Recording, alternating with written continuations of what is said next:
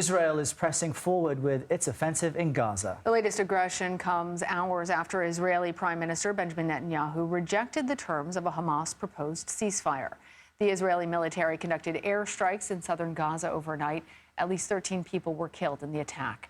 The strike hit the town of Rafah. More than half of Gaza's population has fled to that area along the border with Egypt in hopes of escaping the war. Meantime, Secretary of State Antony Blinken has now left the Middle East after failing to secure the terms of a new ceasefire. CBS News correspondent Christina Ruffini is in Washington for us. So, Christina, this is the fifth time that the secretary has gone to Israel and has really come back with very little in return. So what happens now?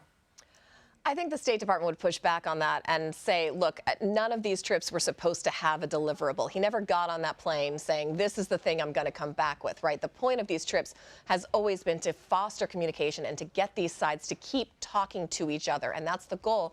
And even after this trip, that's something Blinken says he's going to continue to do. The bit of the surprise and not surprise of this is we had heard the proposal had been delivered to Hamas leaders. Hamas leaders had a few pushback points, but diplomatic sources who were directly involved in the negotiations told CBS News they didn't think they were insurmountable, right? They were kind of predictable things that Hamas would want that they thought they could negotiate.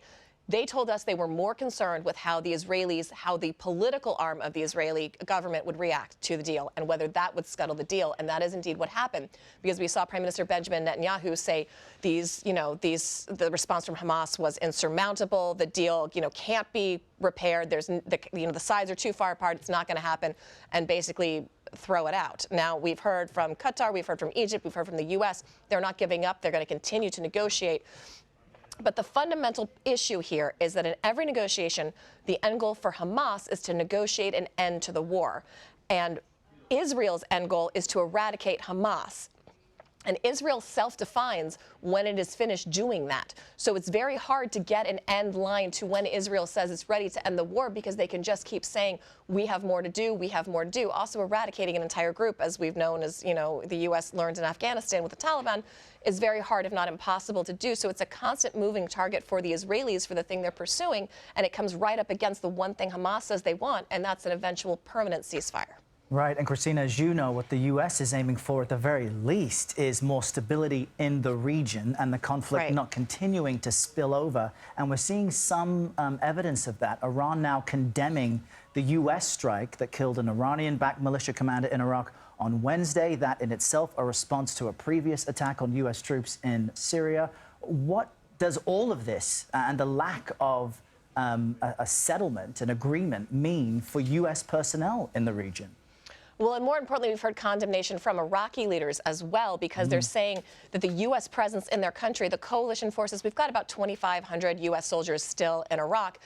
The Iraqi politicians are now starting to assert louder and louder that the presence of U.S. forces in Iraq is putting Iraqis at risk. Because think about it, if you're in a dangerous neighborhood and you've got two sides, going to battle on your front yard, you could get caught in the crossfire.